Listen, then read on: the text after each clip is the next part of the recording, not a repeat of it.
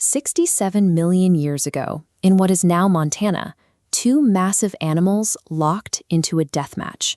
A heavy herbivore and a swift, specialized predator fought until the struggle ended, and both collapsed into the mud.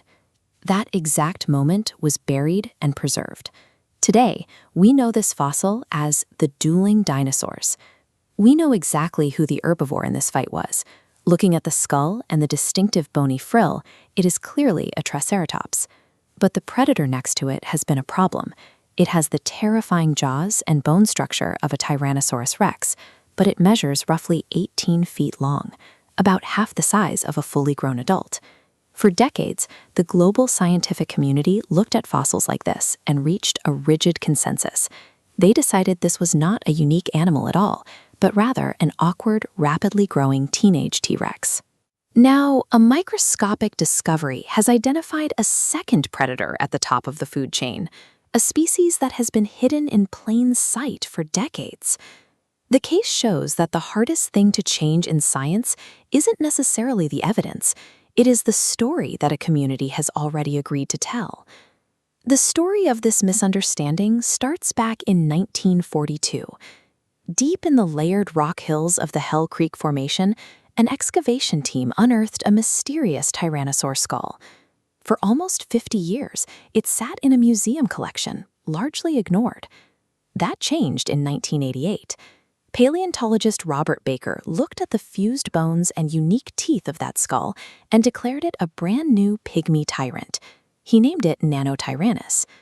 Other experts looked at the exact same skull and completely rejected Baker's theory. Their skepticism was based on ontogeny, the physical changes a dinosaur undergoes as it ages. A slender, elongated juvenile skull morphs into a deep, heavy frame by adulthood. When another small tyrannosaur fossil named Jane was discovered in the late 90s, the consensus hardened.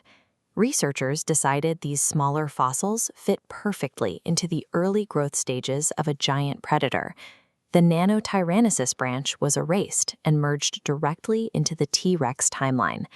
The isolation was nearly complete. Even original co-authors eventually sided with the teenage T-Rex theory. Without a definitive adult fossil for the smaller genus, the scientific community erased an entire species based on an assumption about how giant predators grow. In the 2020s, researchers finally gained full access to the Dueling Dinosaurs fossil, the predator buried alongside the Triceratops, allowing them to test the teenage theory. Dr. Lindsay Zanno's team began a histological study, physically slicing into the predator's leg bones to examine its growth at a cellular level. This microscopic view shows roughly 20 cyclical growth marks inside the bone. These function like tree rings. A count of 20 means this animal was a mature adult, not a rapidly growing teenager. Corroborating evidence came from Dr. Christopher Griffin's team.